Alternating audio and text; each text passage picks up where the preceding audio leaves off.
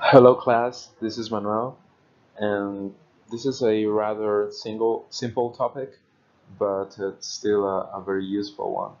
And well, for those who know it, I think you can skip this, but for those who don't, well, this is going to be very useful. So let's see what this is all about.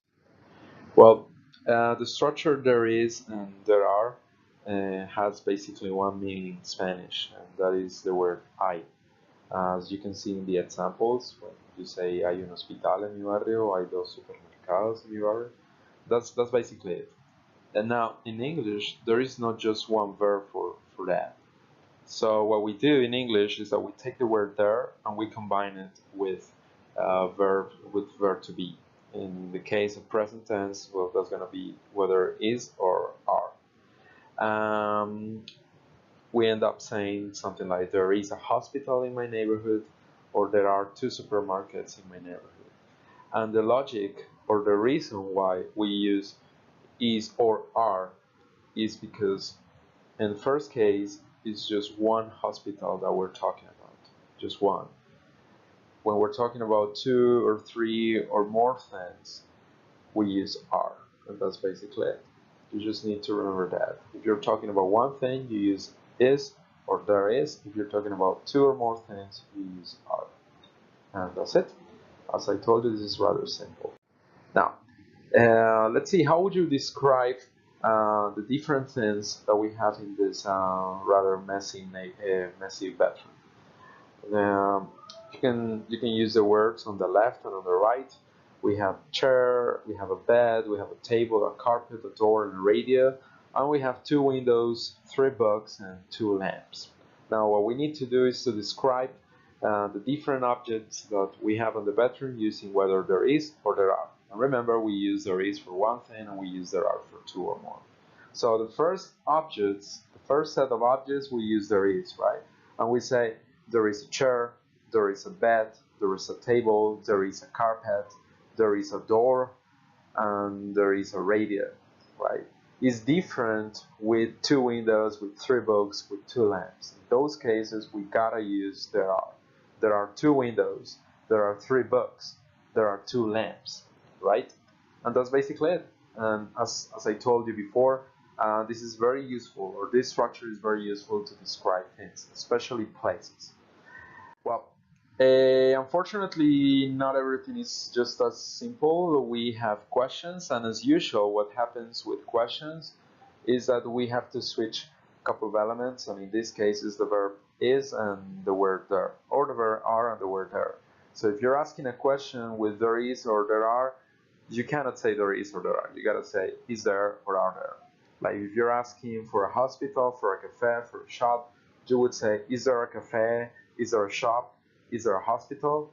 And in the case or in case you're asking for two hospitals, for three shops, for many cafes, you would use are, right?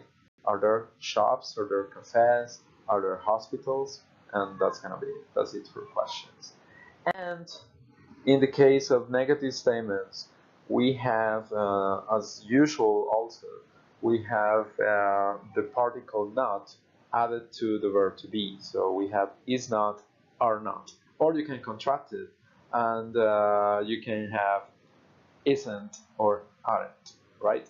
So if you're if you're if you're describing something that's missing in a place, for example, in this case, when you say there is no garage, it means that the house has no garage.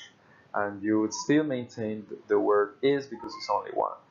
It's different if you're talking about different things. For example, if you cannot see any trees in the jar, well, you would say there aren't or there are not. Remember that the contraction is not mandatory, so you can say there aren't any trees in the yard in that case. So that's it. I hope that it's rather clear. So, but as usual, we gotta practice a bit. Exercises is always the best way to improve and to assimilate all those things. So we have again a rather messy pattern, and what we need to do is to complete the sentences with either there is or there are, and that's gonna be it. All right. So think about what I said before. We use there is for one thing, and we use there are for two, for three, for four, or for many objects, right? So let's pause the video, and hopefully you will find the solutions for this. Ready? All right, guys. So your solution should look something like this. In the first case, it's just one thing, and there is a t-shirt on the bed. And in the second case, it was 2 books, so we use there are 2 books on the floor. And the same is true for all for the rest of the sentences. There is 1 scarf, there are 4 pictures, there are many books, it's plural. There is a book, only 1, there is a laptop, only 1, and there are some papers on the floor, right? And as a final touch, we have one more exercise that combines interrogative sentences or questions and negative statements and affirmative statements as well. So what we have to do is to unscramble the sentence, unscramble the words actually, and to make coherent sentences. So how would you organize these words to create questions, to create negative statements, to create affirmative statements? Remember, if you see a question mark, it's obviously a question. If you see the particle not, it's obviously a negative statement. And if you don't see a question mark or a particle not, it's because it's an affirmative statement. So once again, let's pause the video and try to organize these sentences and turn them into coherent sentences with there is or there are. Ready? All right, class. So again, your solution should look like something like this. The first one was a question. You needed to switch, and you should have ended up with something like is there a wardrobe in the bathroom? The second one was a negative statements that are not, or if you want to use there aren't, that is also okay. There aren't books on the shelves. Next one was a question as well. Is there a laptop in the bathroom? Then number 4 was an affirmative statement. There is an alarm clock on the desk. Next one was a question. Are there toys in the bathroom? Then we have a negative statement. There is not a TV in the bathroom.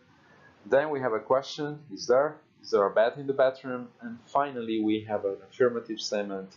There are pictures on the wall, because I'm talking about different pictures. I use there are.